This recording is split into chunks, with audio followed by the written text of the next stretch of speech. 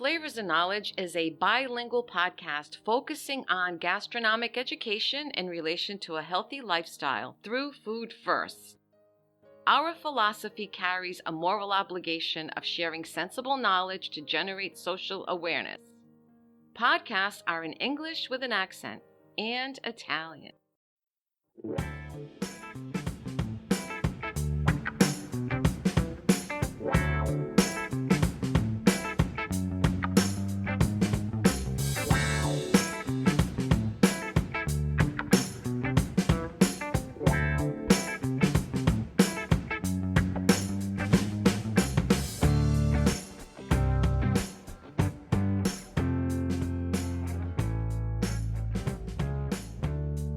Welcome back, dear friends. This is News You Can Eat 24. I'm Chef Walter. This episode is about bread. There are over 350 bread types in Italy, and many will disappear within a generation to be replaced by products which seems authentic, but will not be made with the same traditional local ingredients. Some may actually seem to be the real thing, but the giveaway is the prefix Tipo, and it spells T-I-P-O, which is written on every packages, meaning like, and it is a reference to the shape and the preparation of the bread itself. The flavor then is another matter. So, which region in Italy are worth visiting just for the breads? Well, Sardinia and Puglia for sure, Umbria and Lazio as close seconds, but I must say all the regions have their unique bread heritage. Pane Toscano is another bread of relevance. Many types of bread overlap into neighboring regions and can also said to be native. In the United States, we usually purchase the Italian loaf or the Sicilian type. They are both similar in taste, but slightly different in size. We also have ciabatta, focaccia, and piadina as popular choices, considered breads, but with much less leavening incorporated into the dough. And so, early this morning, I decided to make Pane Toscano. I've made it for years, and since my school is currently closed, I keep training on old recipes and see if I can improve them. As you know, there are no perfect recipes. They can all be improved in one way or another.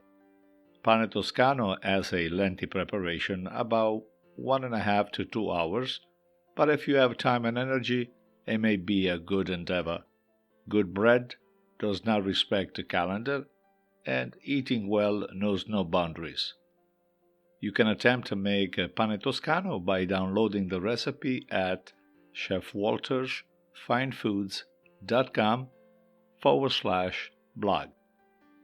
Before I go further, Pane Toscano has no salt. Tuscan natives call the bread pane sciapo, which means exactly salt-free bread. So it's pretty much normal in Tuscany if you were to buy a loaf of Tuscan bread that they will call it pane sciapo. The production area of Pane Toscano, PDO, which is a protected denomination of origin, comprises the entire administrative territory of the Tuscany region. The first written testimony of bread without salt was written by Pierandrea Mattioli in the 16th century, while in 1765 Saverio Manetti wrote of the Tuscan custom of not using salt when preparing this particular type of bread. The same Manetti also refers to the use of natural yeast, which is known in Tuscany as formento, consisting of a sourdough that was kept in a wooden furniture box called madia. Farmers used the madia to preserve flours during winter months, as well as loaves of bread wrapped in cotton sacks to preserve freshness. In past times, bread was baked weekly by the farmers and used throughout the week. Numerous texts available describe the importance of this unsalted bread in the diet of Tuscan sharecroppers in the 19th century. This was because the high price of salt mainly was used to preserve pork-related products. The bread is sold in Tuscany in two different sizes. Small loaf with a rhomboid shape, usually 2 pounds, or the large, which is about 4 pounds. The crust is crunchy with a dark, opaque nut brown color.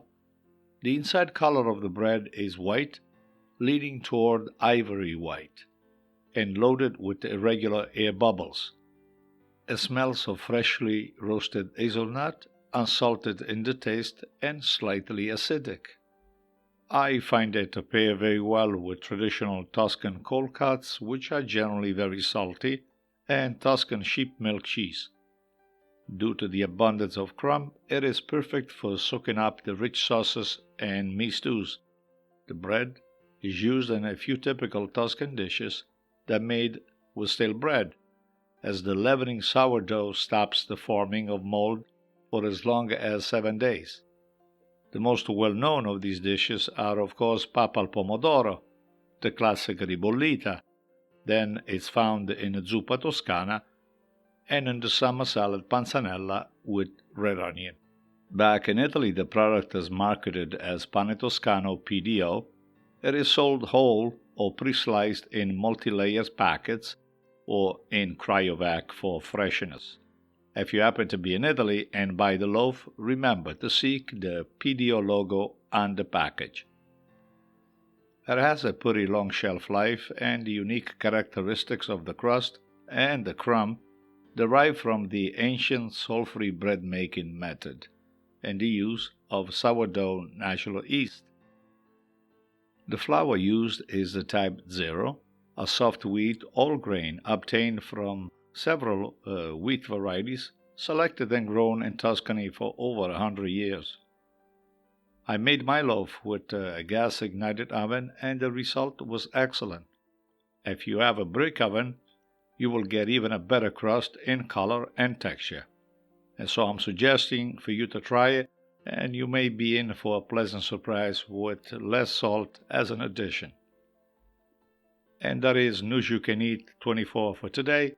For the recipe of Pane Toscano, again visit chefwaltersfinefoods.com/blog.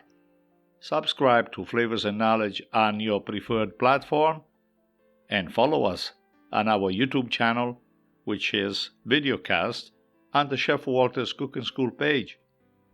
If you're baking Pane Toscano today, always keep your eyes on the fire, and thanks for listening. We'll reconnect next time. Ciao, ciao.